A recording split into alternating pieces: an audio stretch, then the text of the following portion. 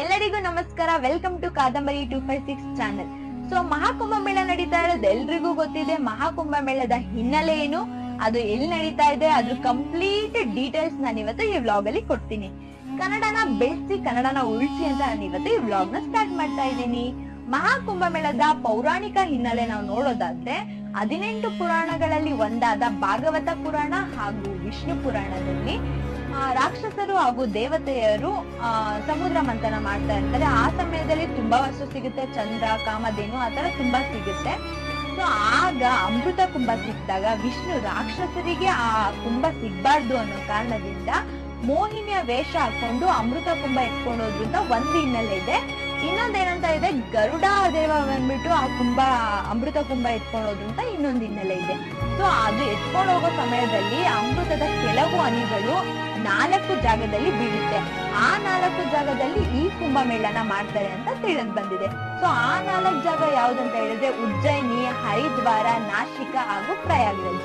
ಈ 4 ಸ್ಥಳದಲ್ಲಿ ಈ ಕುಂಭಮೇಳ ಮಾಡ್ತಾರೆ. ಸೊ ಕುಂಭಮೇಳನ 3 ತರ ಮಾಡ್ತಾರೆ: ಅರ್ಧ ಕುಂಭಮೇಳ, ಪೂರ್ಣ ಕುಂಭಮೇಳ ಮತ್ತೆ ಮಹಾಕುಂಭಮೇಳ. ಅರ್ಧ ಕುಂಭಮೇಳ 6 ವರ್ಷಕ್ಕೊಂದ್ಸಲ ಮಾಡ್ತಾರೆ, ಮತ್ತೆ ಮಹಾಕುಂಭಮೇಳ 144 ವರ್ಷಗಳಿಗೊಂದ್ಸಲ ಮಾಡ್ತಾರೆ, ಮತ್ತೆ ಪೂರ್ಣ ಕುಂಭಮೇಳ 12 ವರ್ಷಕ್ಕೊಂದ್ಸಲ ಮಾಡ್ತಾರೆ. ಸೊ ಈಗ ನಡೀತಾ ಇರೋದು ಮಹಾಕುಂಭಮೇಳ, 144 ವರ್ಷಕ್ಕೊಂದ್ಸಲ ನಡೆಯೋ ಮಹಾಕುಂಭಮೇಳ. ಇದರಲ್ಲಿ ನಾವೆಲ್ಲ ಭಾಗಿಯಾಗಿದ್ದೀವಿ, ನಾವೆಲ್ಲ ನೋಡ್ತಾ ಇದೀವಿ ಅಂದ್ರೆ ಸೀರಿಯಸ್ಲಿ ನಾವು ಪುಣ್ಯ ಮಾಡಿದೀವಿ. ಯಾಕಂದ್ರೆ ಇದು 144 ವರ್ಷಕ್ಕೊಂದ್ಸಲ ಆಗೋ ಮಹಾಕುಂಭಮೇಳ.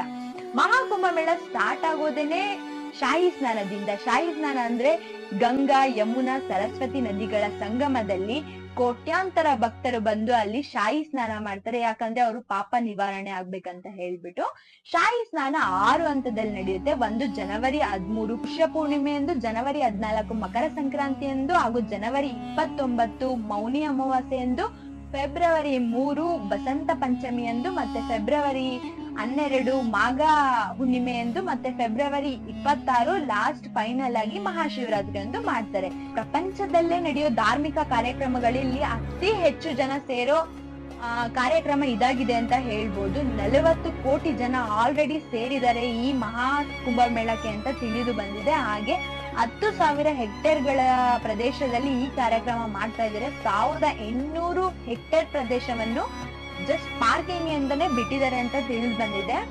ಹಾಗೆ 13,000 ಎಕ್ಸ್ಟ್ರಾ ಟ್ರೈನ್ ಗಳನ್ನು ಪ್ರಯಾಗ್ರಾಜ್ಗೆ ಬಿಟ್ಟಿದ್ದಾರೆ ಅಂತ ತಿಳಿದು ಬಂದಿದೆ. ಲಕ್ಷ ನಾಗಸಾಧುಗಳು ಹಾಗೂ ಅಗೋರಿಗಳು ಎಲ್ಲಿಂದ ಬರ್ತಾರೆ, ಎಲ್ಲಿಗೆ ಹೋಗ್ತಾರೆ ಈ ಮಹಾಮೇಳ ಮುಗಿದ್ಮೇಲೆ ಅನ್ನೋದು ಯಾರಿಗೂ ಗೊತ್ತಿಲ್ಲ. ಸೊ ನಾನು ನೆಕ್ಸ್ಟ್ ವ್ಲಾಗ್ ಅಲ್ಲಿ ನಾಗಸಾಧುಗಳು ಹಾಗೂ ಅಗೋರಿಗಳ ಬಗ್ಗೆ ತಿಳಿಸ್ಕೊಡೋಣ ಅಂತ ಇದ್ದೀನಿ.